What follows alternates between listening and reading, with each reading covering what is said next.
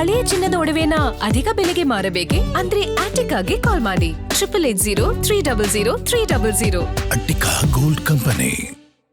ದೆಹಲಿಯಲ್ಲಿ ಮುಂದುವರಿದ ನೀಟ್ ಹಗರಣದ ಕಿಚ್ಚು, ಜಂತರ್ ಮಂತರ್ನಲ್ಲಿ ಮುಂದುವರಿದ ಕಾಕ್ರೋಚ್ ಪ್ರತಿಭಟನೆ. ಅಭಿಜಿತ್ ದೀಪ್ಗೆ ನೇತೃತ್ವದಲ್ಲಿ ನಡೆದಿರುವಂತಹ ಪ್ರತಿಭಟನೆಯಲ್ಲಿ ಸಾವಿರಾರು ಯುವಕರು ಧರಣಿಗೆ ಕೂತಿದ್ದಾರೆ.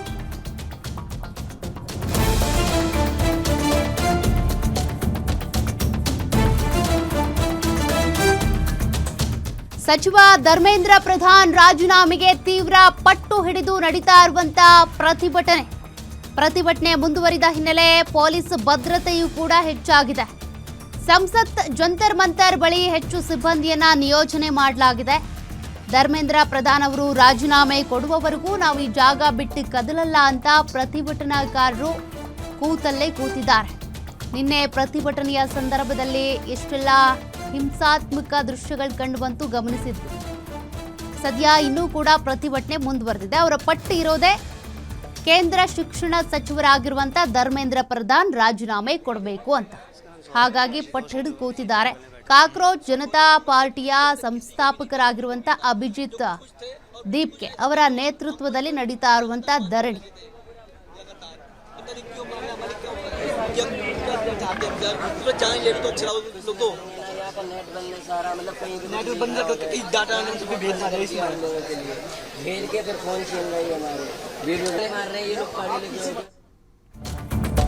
ಧರ್ಮೇಂದ್ರ ಪ್ರಧಾನ್ ವಿರುದ್ಧ ಪ್ರತಿಭಟನೆ ಮುಂದುವರಿಯುತ್ತೆ.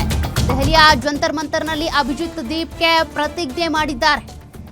ಜಂತರ್ ಮಂತರ್ನಲ್ಲಿ ಅಭಿಜಿತ್ ದೀಪ್ಗೆ ಪ್ರತಿಜ್ಞೆ ಮಾಡುವುದರ ಮೂಲಕ ಈ ಹೋರಾಟ ಪ್ರತಿಭಟನೆ ಮುಂದುವರಿಯುತ್ತೆ ಅಂತ ಹೇಳಿದ್ದಾರೆ. ಇದೇ ವೇಳೆ ಗಾಯಾಳು ಪ್ರತಿಭಟನಾಕಾರರಿಗೆ ದೀಪ್ಗೆ ಕ್ಷಮೆಯಾಚಿಸಿದ್ದಾರೆ.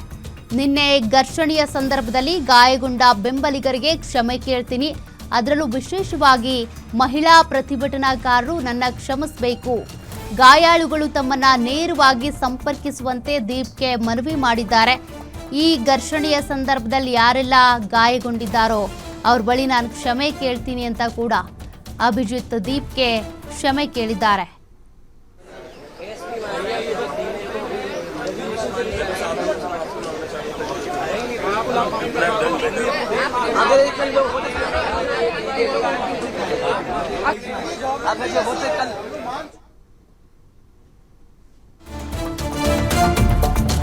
ಕಾಕ್ರೋಚ್ ಜನತಾ ಪಾರ್ಟಿ ವಿರುದ್ಧ ದೆಹಲಿ ಪೊಲೀಸರಿಂದ ಎಫ್ಐಆರ್ ದಾಖಲಾಗಿದೆ. ಹಿಂಸಾಚಾರ, ಕಲ್ಲು ತೂರಾಟ, ಪೊಲೀಸ್ ವಾಹನಗಳ ಧ್ವಂಸ ಆಗಿರೋದ್ರಿಂದ 118 ಜನ ಪೊಲೀಸರಿಗೆ ಗಾಯಗಳಾಗಿದೆ. ಹೀಗಾಗಿ ಕೇಸ್ ದಾಖಲು ಮಾಡಿಕೊಂಡಿದ್ದಾರೆ. ಸಿಸಿಟಿವಿ ವಿಡಿಯೋ ಪರಿಶೀಲನೆ ಮಾಡಿ ಉದ್ರಿಕ್ತ ಪ್ರತಿಭಟನಾಕಾರರ ಮೇಲೆ ಕೇಸ್ ಹಾಕಿದ್ದಾರೆ. ದೆಹಲಿ ಪೊಲೀಸರಿಂದ ಸಿಜೆಪಿ ವಿರುದ್ಧ 2 ಎಫ್ಐಆರ್ ದಾಖಲು ಮಾಡಲಾಗಿದೆ. ಇಂದು ಪ್ರತಿಭಟನೆ ಮುಂದುವರಿದ ಹಿನ್ನೆಲೆ ಭಾರೀ ಬಂದೋಬಸ್ತ್ ಕೂಡ ವಹಿಸಲಾಗಿದೆ. ಸಂಸತ್ ಚಲೋಯಿಂದ ರಣಾಂಗಣವಾಗಿದ್ದಂಥ ದೆಹಲಿ ಅಂಗಳ ಇನ್ನೂ ಕೂಡ ಇವರ ಧರಣಿ ನಿಂತಿಲ್ಲ, ನಿಲ್ಲೋದು ಇಲ್ಲ. ಧರ್ಮೇಂದ್ರ ಪ್ರಧಾನ್ ರಾಜೀನಾಮೆ ಕೊಡಬೇಕು, ಆಗ್ಲೇ ನಮ್ಮ ಹೋರಾಟ ನಿಲ್ಲೋದು ಅಂತ ಅಭಿಜಿತ್ ದೀಪ್ಗೆ ಈ ಒಂದು ಅಹೋರಾತ್ರಿ ಹೋರಾಟವನ್ನ ಮುಂದುವರಿಸಿದ್ದಾರೆ. ನಿನ್ನೆ ಏನೆಲ್ಲ ಘರ್ಷಣೆಗಳಾಯ್ತಲ್ಲ, ಆ ಸಂದರ್ಭದಲ್ಲಿ ಯಾರು ತುಂಬಾ ಉದ್ರಿಕ್ತರಿದ್ರು, ಪೊಲೀಸರ ಮೇಲೆ ದಾಳಿ ಮಾಡ್ತವ್ರು ಯಾರು, ಅವರ ವಿರುದ್ಧ ಕೇಸ್ ದಾಖಲಾಗಿದೆ. ಇನ್ನು ಸಿಜೆಪಿ ವಿರುದ್ಧ 2 ಎಫ್ಐಆರ್ ಆಗಿದೆಯಂತೆ.